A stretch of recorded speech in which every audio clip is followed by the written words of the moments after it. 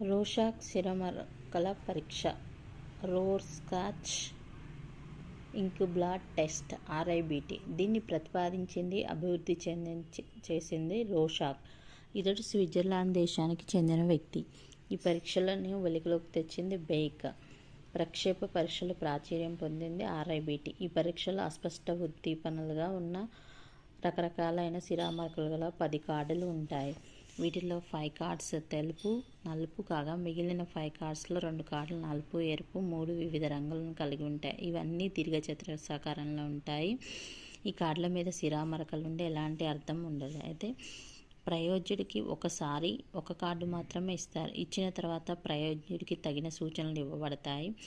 అనేక అంశాలను చూస్తారు. కార్డులో ఏం కనపడుతుంది, ఎలా కనపడుతుంది, ఏం గమనిస్తున్నారు లాంటి ప్రశ్నలను అడగటం జరుగుతుంది. ప్రయోజ్యుడు ఎన్ని సమాధానాలైనా చెప్పవచ్చు.